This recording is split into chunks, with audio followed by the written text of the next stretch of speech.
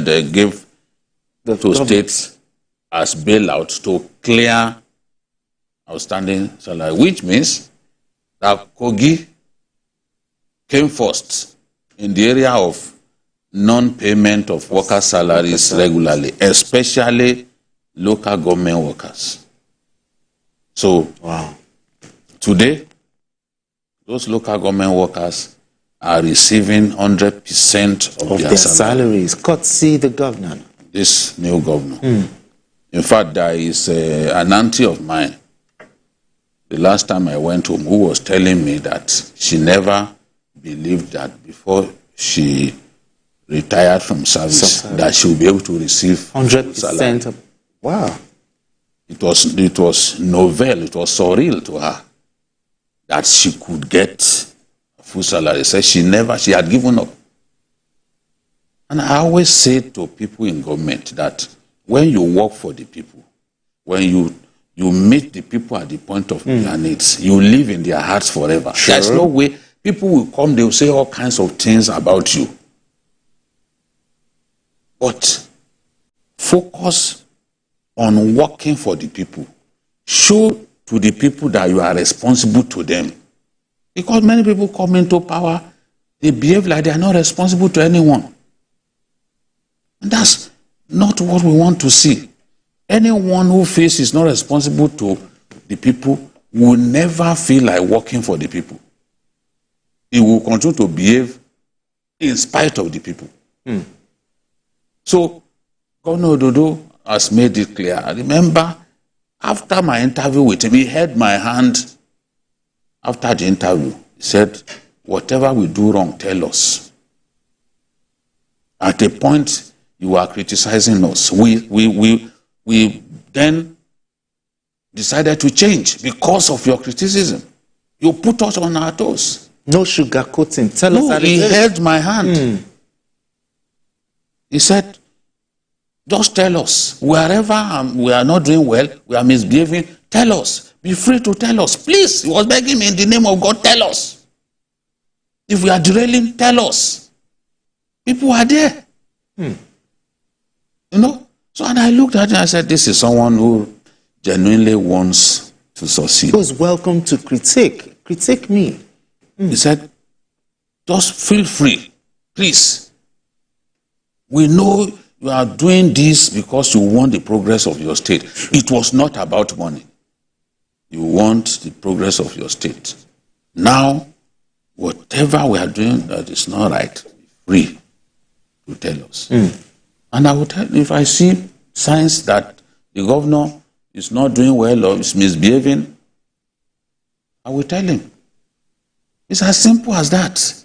It is one life. We can't fear people and then get to the point that you cannot say the truth. Those who say we do not say the truth, 100 of the truth that we say, they've not got the liver to say it. The risk that we take to do our job, they will never find the courage to take those risks. I will look at them. And it's the same thing with the central government. How many times have we talked about the CBN governor here? True. That we are not happy with the value of our currency. True.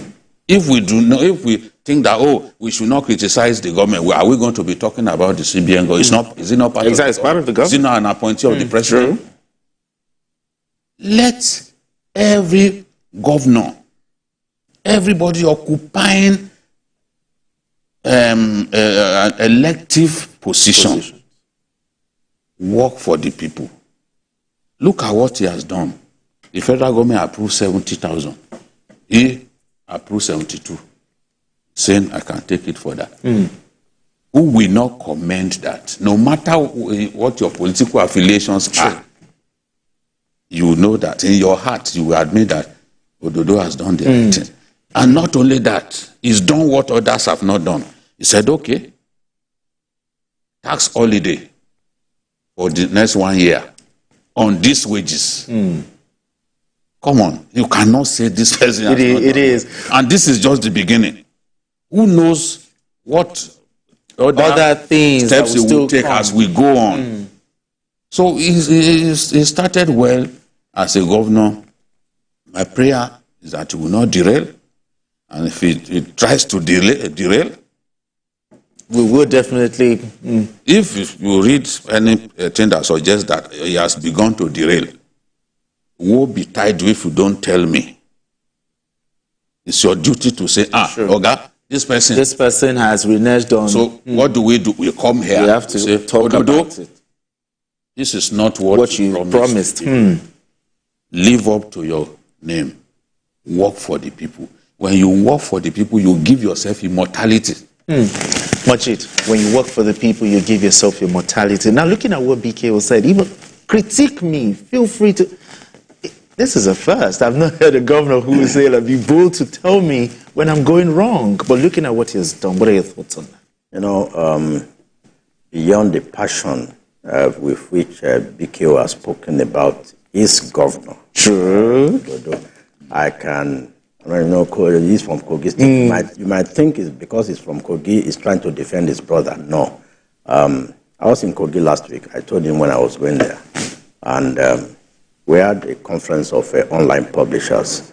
And we moved around the states, and I was quite impressed with what the governor has done in just about a year. In terms of infrastructure. In terms of infrastructure, and even in agriculture.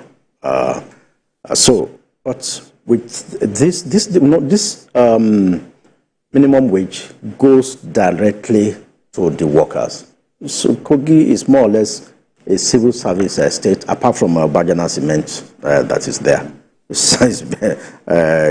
which is a private sector owned by Dangote. It's basically a civil service state. But then for a governor, the minimum wage says 70%, 70,000. He's not saying he's paying 70,000. He has gone further to add 2,500 naira. 2,500 naira is quite a lot. So 72,500 naira as minimum wage, and which means for the next 1 year, it is that 72,500 that will no deduction the account, because he has also used the powers of his office to grant a waiver. You know, he got there as an accountant. He was the auditor of the general local government. Of course, so he understands the workings of the civil service. He knows how to play with numbers. And now I heard one of the labor leaders who said this is a labor government. This is a government for workers, because the deputy governor too used to be a teacher, and not just a teacher, an activist. The secretary a labor leader, a secretary of NLC in the state. So it's like a perfect match to work in the interest of the workers and the masses. So congratulations to the people of Kogi. Yes. And this is a wake-up call to other states in the federation that will say that we can't even afford to pay 30,000, talk less of 72,500. If Kogi is not one of the richest, too. Yes. Not one of the richest. Yes. Well, if you look at the list of those who draw from the federation account, I think Kogi is one of the lowest. It's far above 20. Wow. In terms, from the likes of Bayelsa and Akwa Ibom, those oil rivers, Lagos, that collect huge chunks. If you look at the ladder 1 to 36 and the FCT 37, Kogi will be probably from 25 below. It's Ekiti, Yobe that struggles to take between 30 and 36. So it's a wake-up call to other governors that if Kogi can do it... And he wants to start paying from this October. Yeah. So if Kogi can do this, it means at least 27 or 30 states in Nigeria should be able to do 70,000 with what the president is releasing to states. In just 30 seconds, reciprocity. Do you think other governors will be able to reciprocate? They should be able to do that. They should. I'm happy that Adamawa State Governor implemented the minimum wage yes, and then said, okay, local government workers, I'll start doing it in October. So it's not, if they apply themselves to it, if they want to do it, they will do it. It's just the willingness. Governor Dodo told me that some of the areas where the resources of the state were leaking, he has been able to plug. He's an accountant, he's an auditor. That's his natural habitat. He went there, blocked some of those loopholes. Okay. So some of these monies that could have gone into people's pockets, back.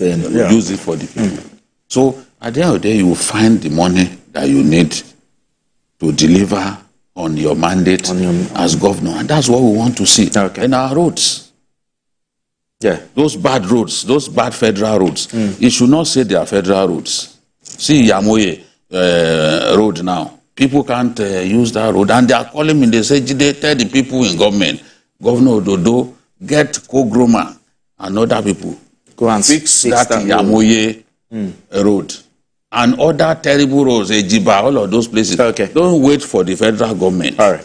Fix those roads so that they will say, yes, as you are doing well in workers' welfare, you are also doing well in road infrastructure. Especially the ones that connect our state to other states. It's doing well within Lokoja. You can see the Crusher Road and two other major roads have been fixed already. So let's continue to monitor other things. Yes. Even his enemies will have no choice. Be forced to admit that this is a governor with a difference. Exactly. All right, and let's move straight to our second conversation, shall we? The economic hardship facing Nigerians is worsened by the continuous slide in the value of the Naira. But the fortune of the national currency may soon improve. According to reports, the Naira is projected to stabilize against the United States dollar by the end of the fourth quarter of 2024, finishing the year strongly. This projection comes with a recent macroeconomic report by the First Securities Discount House, FSDH Measured Bank Limited, titled Priorities for Economic Stability in the Short Term. The report also forecast a rise in foreign exchange inflows to the country, driven by increased policy rates and heightened Forex interventions from the Central Bank of Nigeria, CBN. The report highlights the anticipated positive impact of the Dangote refinery's operations, which are expected to significantly reduce pressures on the Forex market. So, BK, in the last 1 year, the Naira has tumbled by half of its value against the dollar. You know, exchanging for, I think last year, September, was exchanging for about 748 Naira, and now it is exchanging at 1,600 Naira. Now, BK, with this report, how realistic is this, and also how assuring is this report? Well, it's channel news, but in our country, I have learned to approach every news, every positive news item with some measure of cautious optimism. Because things don't always pan out the way we expect. Especially when it comes to economic policy, some of the expected derivatives do not come to light. But we've been told that fuel importation, especially PMS, which is the most expensive of the different products of crude oil that we use in the energy sector, accounts for about 40% of our forest needs. Now, the argument is, the belief is, if you don't have to look for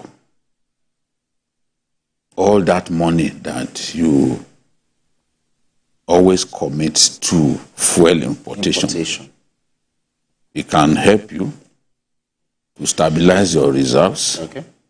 It can help improve dollar liquidity, because dollar illiquidity is the biggest enabler of the slide in the value of our currency, because the demand is high and we cannot readily meet the demand. There's usually a spike in exchange rate.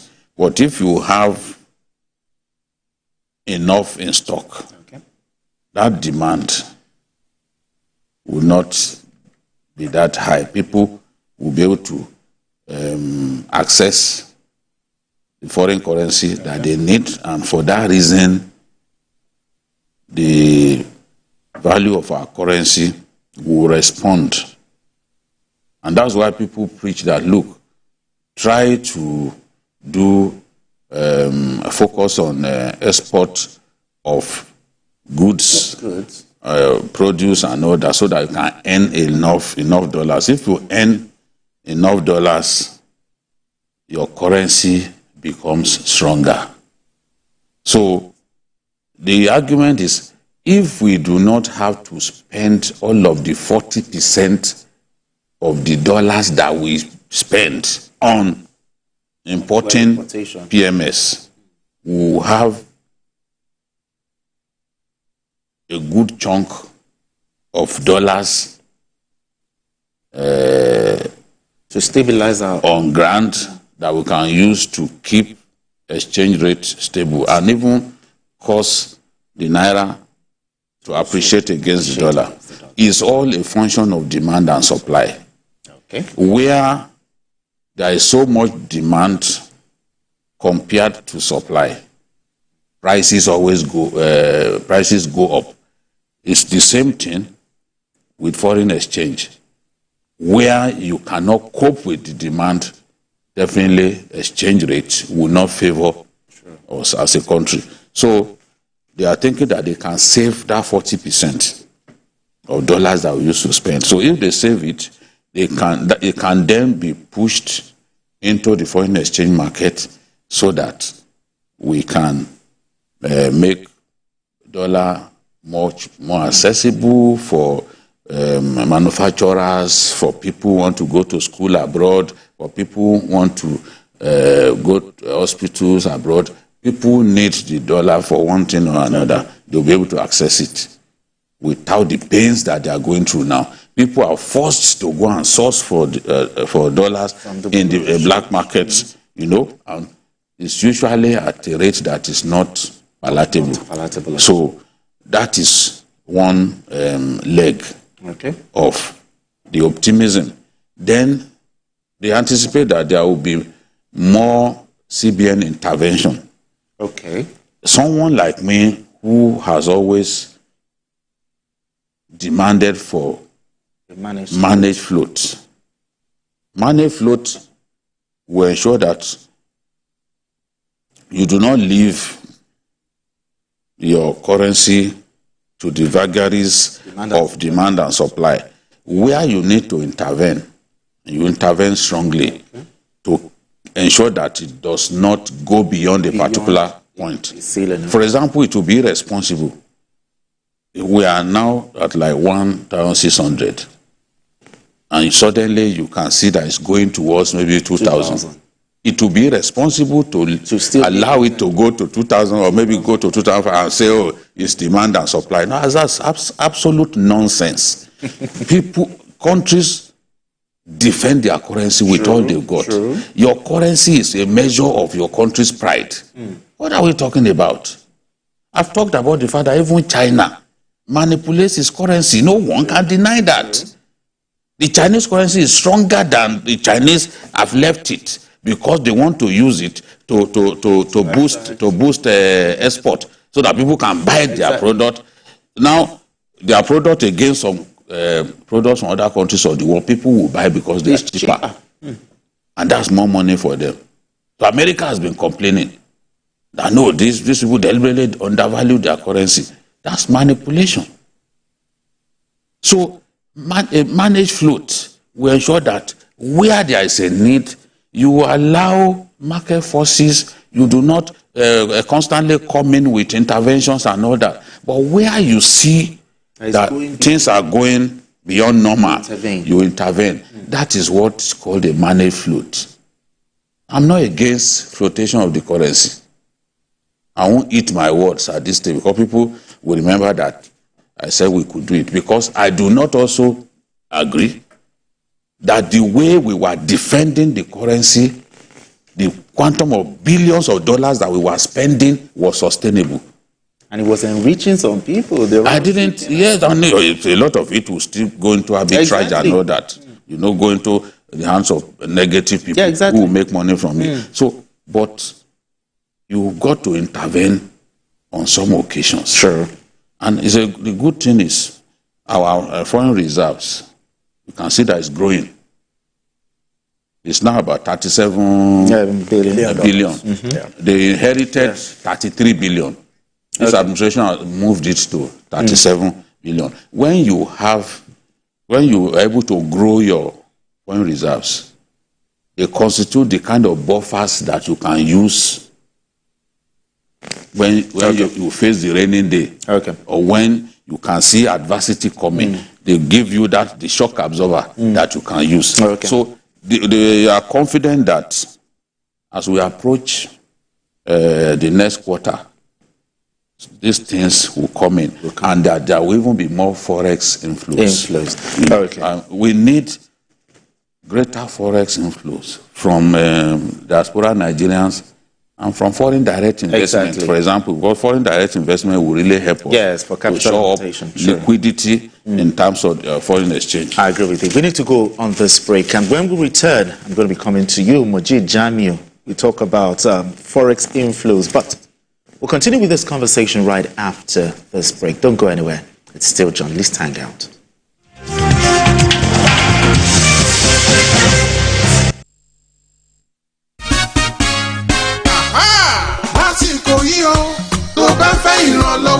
Ìrànlọ́wọ́ ń bọ̀ wá o. Ìrànlọ́wọ́ nítorí Sanwo-Olu ń ṣiṣẹ́. Mo ní lásàrè tínú o. Inú mi dùn gan-an tí gómìnà wa Sanwo-Olu ṣe fún wa lénìí. Adé bí wọ́n ta wá fún ìwòsàn ọ̀fẹ́. Adẹ̀dẹ̀ bí ara àwọn doctors oríṣiríṣi wọ́n ṣàyẹ̀wò fún wa. Wọ́n fún wa lóògùn tó dáa. Then wọ́n wá fún wa, wá gbé packages fún wa. Wọ́n lé àwa tabatilé láti 70. My big thanks goes to Lagos State government. For since I was born, I've never come across this type of a thing before.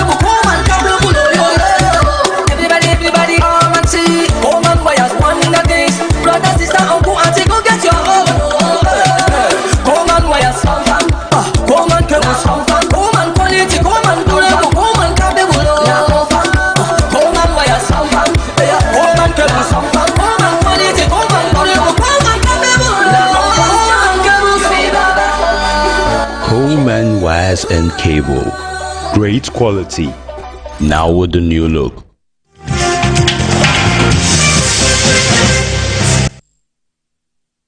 All right, if you just joined us, it's still Journalist Hangout. I'm still here with Mojeed Jamiu and BKO. So Mojeed, I'm back. We still, despite the improvement in Forex inflows, the high interest rate environment, yet the Naira is still very weak against the dollar. Now, looking at this report, what else should the government be doing to strengthen the Naira? Yeah, if you look at the value of the Naira year to date, according to reports, if you look at the Naira in January was 907. 900, exactly. And today we are at about 1,600 or thereabouts. Yeah, so it's almost about 70% depreciation between just January and now. Like Gide said earlier, they hope that the Naira would appreciate in value by the last quarter of the year. I'm also looking at it with a cautious optimism, because you look at some parameters, you look at some figures, and you expect that by now we ought to be doing about 1,000 to $1, 1,000 Naira to $1 by now. Especially given the fact that the much anticipated Dangote refinery, I mean, we have had 1 month of local supply now from Dangote refinery. Still, it has not changed anything. We have stopped, or rather we have reduced importation of PMS by up to about, between 40 and 60%, which means the $600 million we are using monthly to import PMS has reduced drastically. So also, coupled with the fact that our foreign exchange, our foreign reserves has grown. Has also grown. So these are ratios that should cushion the Naira dollar balance. But you see, some people are hell-bent on making sure that they sabotage any effort. So you see the CBN coming out with statements almost on a daily basis, policy statements. Now they want to do electronic foreign exchange so that they can know where the dollar is actually going to. They want banks to be so transparent. Some of these commercial banks are not helping the system. They are not. Yes, they are not helping. See, a situation where the financial system, the banking system is declaring 200, 300% profit year on year, and the real sector is dying, then it calls for question. They have been trading in dollars. That is just the truth.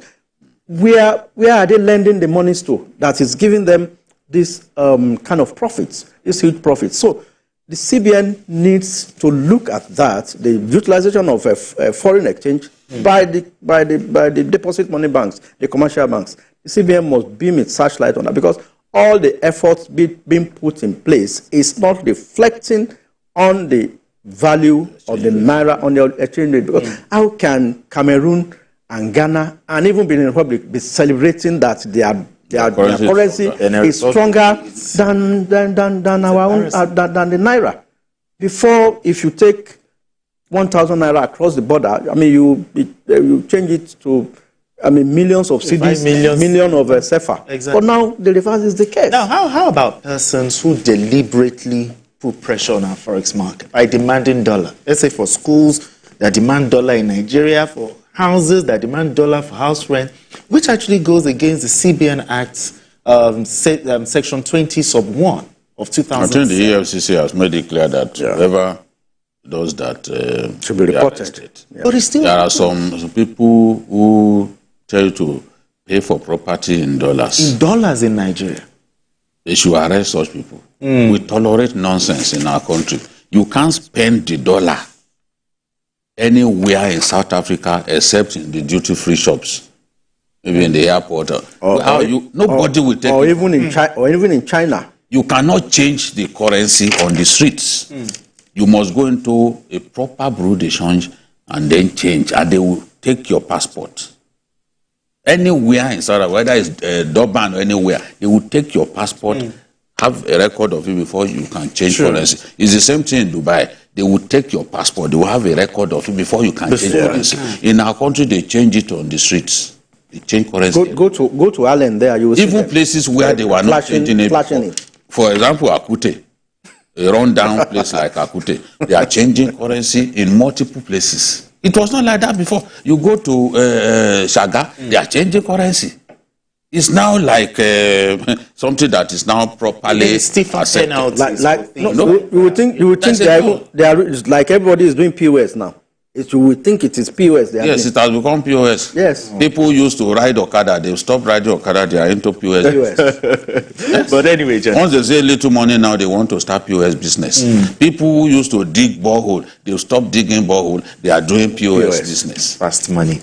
All right, That's the thing. Hopefully, even with this Naira crude for Naira. Naira for crude deal, the pressure on the dollar will also come down. Sure. Because before now, even marketers who are buying product from Dangote, They'll have to find dollars. They find dollars to buy diesel from him, to buy aviation fuel from him. Now, he too would have to pay NNPC. Before now, pay NNPC in dollars to receive product. But now, it does not have to do that. And look at the quantum of business that they are going to be doing with him. So you will be able to save that dollar. So at the end of the day, I think it will affect us. But again, the saboteurs will already be thinking of what they can do to frustrate government's efforts. All right, let's go to our final conversation. Nigerians are on the edge of a planned cabinet reshuffle by President Bola Tinubu. After so much outcry over poor performance by some ministers, the presidency confirmed that President Tinubu will soon reshuffle his 47-man cabinet, but explained that the exercise, which may be carried out any time from now, will be performance-based. With the cabinet shake-up now imminent, the president will be guided by an empirical process in reference to the performance indicator. Now, BK, now with this report, now that the reshuffling is now imminent, what should we expect in your opinion? Should we be expecting a reshuffling or a replacement of some of these ministers which the president sees as non-performing? Let's expect multiple things. When Awolowo died, and they brought his remains to Liberty Stadium, the late Bola Ige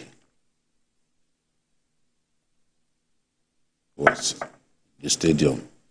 I think before the remains of Awu arrived, and the journalists went to him and said, how would you react when you see the remains of your political father, mentor? Bola Ige said, I do not preempt my emotions. When I heard that, I said, people can speak English. I do not preempt my emotions. When his remains come, we see what happens. Asiwaju is not someone so easy to preempt. I know that many people will say, oh, it's not the Asiwaju that was governor of Lagos, that things have changed. He has aged over the years. It's a different kind of person now. But he's still capable of surprises. And for me, I think the best that Asiwaju can do for himself is to realize that time waits for no one. Sure. Time is moving rapidly. He's been in office now for over a year, and Nigerians want improvement. Not just in their personal lives, but in the well-being of our country.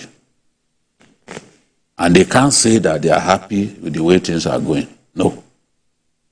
Anybody who says that is dishonest. Anybody who says that is happy with the way things are going in our country, is happy with the insecurity that we have, is happy with the value of the Naira, is happy with the relentless inflation, is a dishonest person. We do not deal with dishonest people. Asiwaju himself has said that he feels the pains of Nigerians. He doesn't want to be the person that Nigerians will now, some are calling the president T-Pain. You know how bad that is. It is sad. So the point that I'm making is he has to move quickly. He told us a long time ago that this cabinet reshuffle will happen. In fact, as he was appointing them, while addressing them, he told them that, look, your performance will be assessed from time to time. I want to see if I can get that quote. KPI. Yes, that you will be assessed from time to time in terms of your performance. He said, if you are performing, nothing to fear. If you miss the objective, we'll review it. If no performance, you leave us. No one is an island, and the box stops on my desk. Stable. Yeah, because at the end of the day, he's the one that people will blame. Sure. If he has ministers who are not good enough, and there are many of these ministers who are not good enough, he has to show them the way. He will find the right people. He will find the right people. I know that a president who is political in nature, like Asiwaju, has to find the balance between competence and political value. Yeah. But he must not do that in a way in which one undermines the other. Okay. You get the point that I'm making? Okay. There are some people that you will see that, perhaps the portfolio that I gave him is above his pay grade, but he has value politically. He can move such people to another ministry if he wants to continue to retain such people because they have value politically. Any good politician will do that. But what I'm saying, he has to strike a balance. Okay. A good number of them need to go. A good number of them need to go. And I'm sure he knows it. If you ask Adiza Bala, who is the essay on policy coordination, whose job it is to assess these the ministers. Adiza is not going to tell you that majority of the ministers even know what they are doing. Some of them don't even know why they are in those ministries. Why they are there. You know? And some of them are so arrogant that they can't even talk about the government. I also know that in this administration, this government, some of these ministers are not proud of the administration that they are serving. And they are part of the country. They are part of the administration. They are ministers, but they are not proud of the administration. You will not see them come out to say, this is what we have achieved. Mr. President had to say that, look, go out and talk about our achievements. People don't even know some of the things that I've done. Are they keeping mute for politics or what? They are the only ones who can explain. Okay. But if you have those people, and Mr. President knows he has those people. He knows. He knows. I can swear that he knows that he has such people in his cabinet. Those people don't need to stay. They are birds of passage. You know birds of passage. You know who birds of passage are? You tell me. Huh? You tell me. Birds of passage are, during, birds migrate. Okay. Sometimes during dry season, they move away from their natural habitat where they belong. To another place. Yes, they are not meant to stay there for too long. Oh. They are just there temporarily. So after that, they go back to where natural. To seek. There's this very noisy bird. What's the name? Is it quail? That noisy yellow bird like that. I think it's the quail bird. It's a natural bird of passage. There's a time when you see them, they will be making noise. After some time, they move. Okay. They come back. So many of those ministers, they are birds of passage. The president needs to do the right thing. Some ministries, he doesn't need to keep them and scrap some of the ministries. Someone told me that the president, I think I even read that the president may scrap the humanitarian affairs ministry. Oh, really? Well, it's the president's prerogative to yes, because it's like that ministry. The ministry was characterized by scandal. Yeah. Both the last two persons who have held the ministry, go and read about them. True. It's scandals that people are talking about. When they mention their name, if you type their name, what pops out is scandal. So if you cannot find people who will run the ministry with honesty and with integrity, honesty and integrity, then why not just who will take us away from the past. Then scrap it. We don't even need, why do we even need up to 47 ministers? I don't agree that we need that much. Yeah. Let's have a leaner government of performance. leaner government Of performance, not a government of bench warmers, of tongue-tied ministers who will not talk. You apply pressure on them, come and talk about your achievements, they run away. We don't need that. Okay, Majid, off the top of your head, from what you have seen so far, okay, I know I want to put you on the spot right now, okay, but off the top of your head, from what you've seen, are there ministers that you think that they have performed, or some that they have not performed at all, and some that you feel like this one's easily stand out? No, in those days when I was job hunting and just fresh from uni, you try to memorize the names of ministers because it could come out Current affairs and stuff like that. But even in your subconscious mind, growing up as an adult, as a worker, there are some key ministries that the names of those occupying those positions will naturally come into your head. Exactly. But with 47 ministers in Tinubu's cabinet, as a journalist, I doubt if I can mention 10 that you say strikes you. And these 10 are those who are supposed to be performing.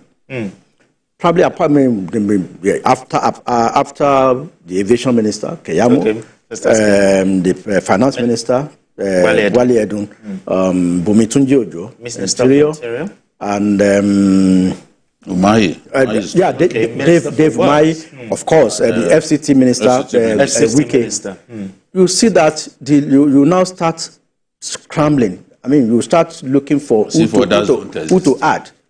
There is a woman in tourism, Lola Adejon. First 3 months of it, not due to a fault of her own, she took ill.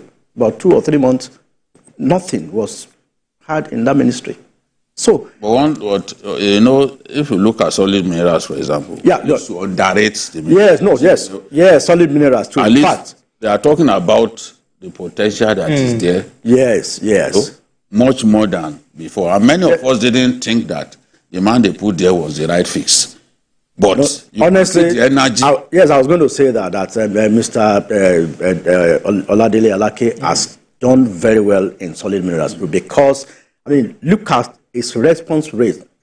Just this weekend, there was a problem between Osun State government and Shegilola, the gold people.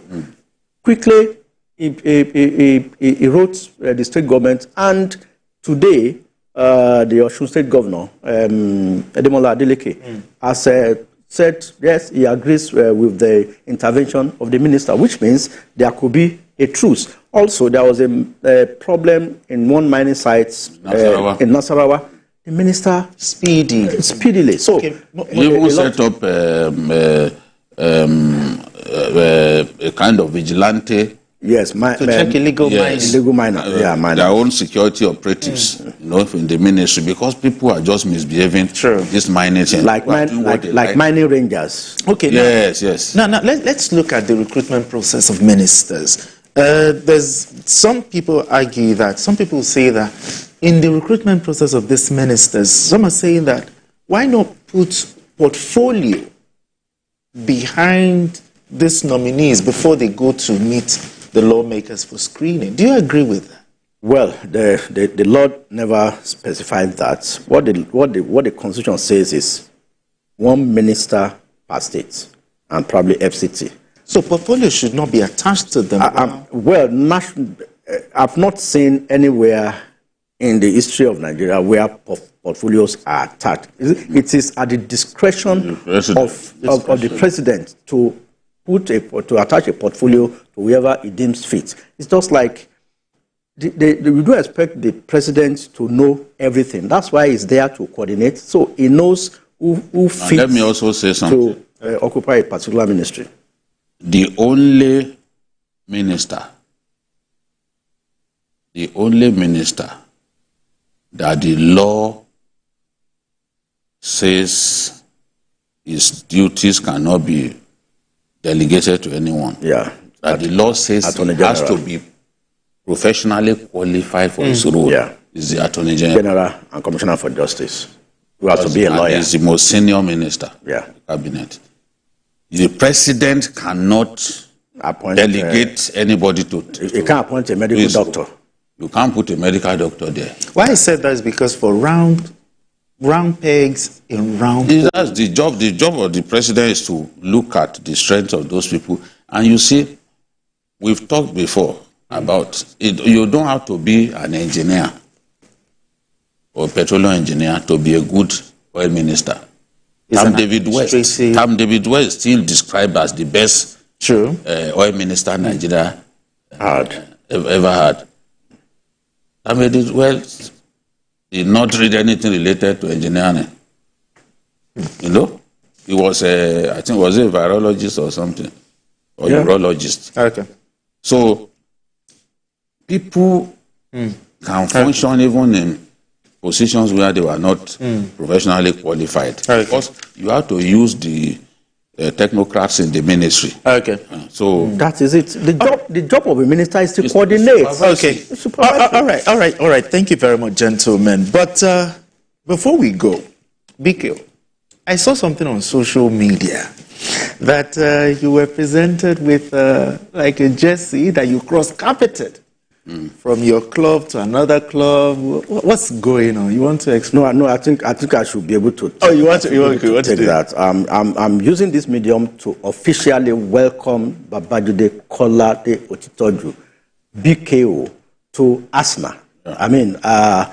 I mean, it's been long overdue. He has suffered enough in the Man U and other Man U fans. Whatever you say, I agree. Other Man U fans, I agree. Whatever is my friend, and we are not just co-analysts, a friend, a close family friend. He knows what I've been through. I know what he has been through. Yes, Arsenal may not have won the league in England as much as Man U. Arsenal may have been a European failure, but I will stick by them. Now that I started supporting them, they will start winning trophies, European trophies. You know, so somebody brought a jersey, a away jersey of Manchester United. It's a white man. So I now said, okay, let's do a video call. I now said, look, in this bag in front of me, there is a national jersey there. Let me take that one and take back the Man U jersey. The away jersey. So they gave me that one. I put it on. It looked good on me. I kissed the badge because I believe in Arteta. God bless you. The Arteta project, I can see the Arteta project that, look, I see the progression. There's progress there. I don't have to allow hypertension to kill.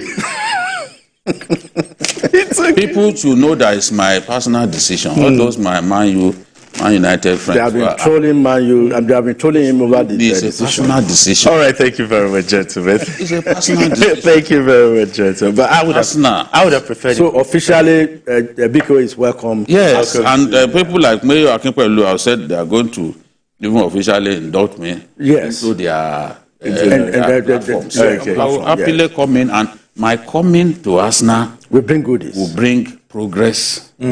Will bring trophies. Yes. That's what we wait and see. It's all about. We wait and see. But anyway, thank you very much, gentlemen. Thank you. And those who are saying they don't want to receive me, it's your problem. I have joined. There's nothing you can do about it.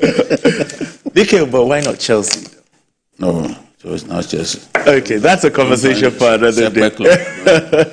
Anyway, thank you very much, gentlemen. Thank you for this conversation. BKO, thank you very much. And I also want to say thank you to the guys at the MCR for pressing the buttons just for us to have a good show. And that's it on Journalist Hangout today. Join us tomorrow for another episode of the program. You can watch the repeat broadcast of this episode tonight at 11.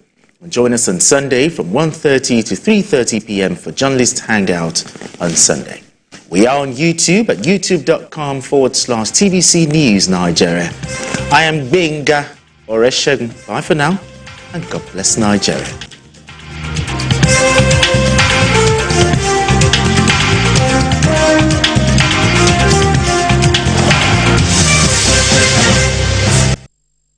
The following is a paid presentation by ShopX TV. Tired of pans that scratch and stick? Or cookware that takes up valuable space in your kitchen? Introducing ShopX Gotham Hammered Copper Collection, the perfect cookware to upgrade your cooking experience. The Gotham Hammered Copper Collection features a super durable ultra non-stick surface.